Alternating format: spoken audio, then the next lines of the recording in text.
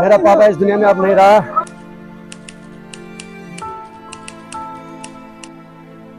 जानू को इज्जत दो, खून खराबा करो। आजाद हिंदुस्तान जिंदाबाद, आजाद हिंदुस्तान जिंदाबाद।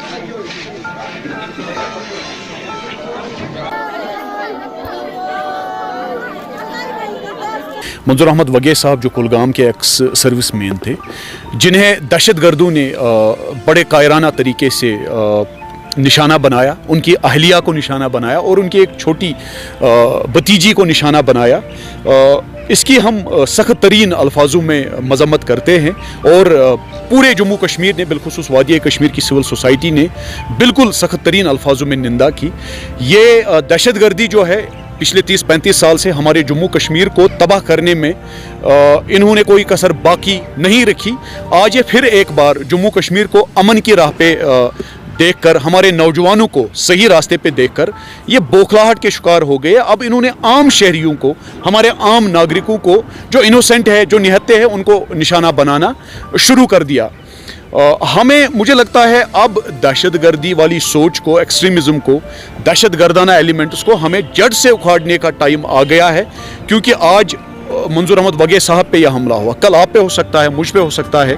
लिहाजा हम सबको एकजुट होकर दहशतगर्दी, दहशतगर्दाना सोच और इन दहशतगर्दाना एलिमेंट्स की निंदा करनी चाहिए। देखिए, इसमें अल्फाज नहीं है मेरे पास इसको कंडम करने के। जितना इसको कंडम किया जाए उतना कम है। This is absolutely an inhuman and a dastardly coward act. जो ये कल इस फैमिली पे हमला हुआ, ये किस तरह से एक बाशऊर माशरे में इसको कैसे जस्टिफाई किया जाए। पहले तो ये जो ज़िंदगी और मौत है, ये तो सिर्फ ज्यूरिसडिक्शन है अल्लाह ताला का, वही इसका मालिक है।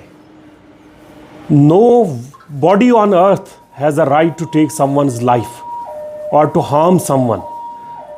तो लिहाजा जो ये कल वाक़ा हुआ, ये हमारे माशरे के लिए एक मतलब बहुत बड़ा सवालिया निशान है और हमें इस बारे में बहुत गहराई से सोचना पड़ेगा। आखिर कब तक हम अपने लोगों को, अपने बच्चों को, अपने नौजवानों को, अपने बुज़ुर्गों को मरते हुए देखेंगे।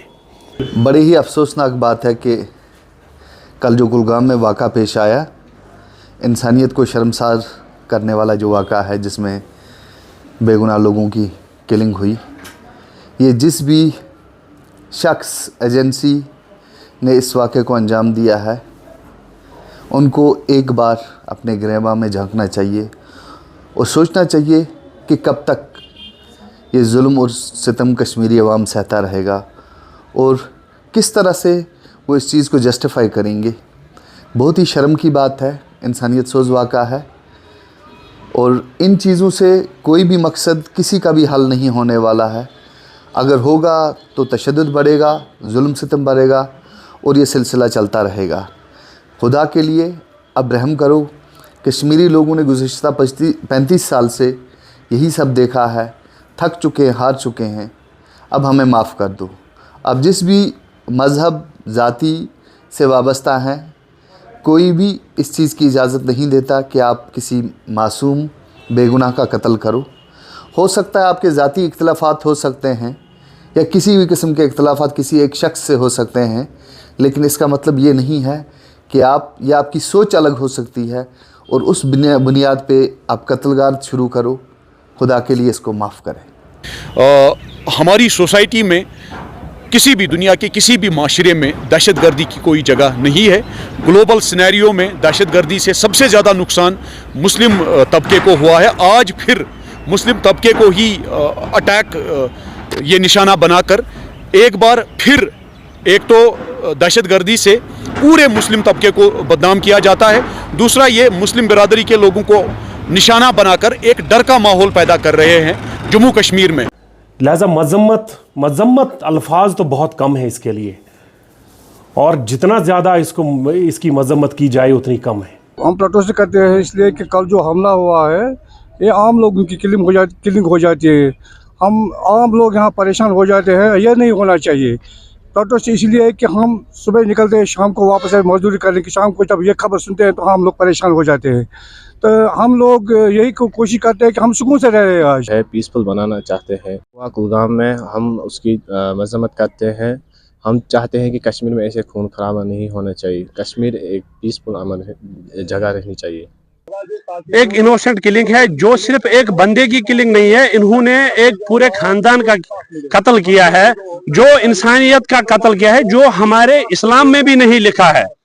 हम इसे किसी तरीके से ही नहीं देख सकते, क्योंकि ये बंदा पिछले 2 साल से he has came from his duties and he was retired from last 2 years. He was just living his life like हम लोग जी रहे इस गांव में। हम जिस तरह इस लोकेलिटी में जी रहे, वो भी इसी तरह जी रहे थे।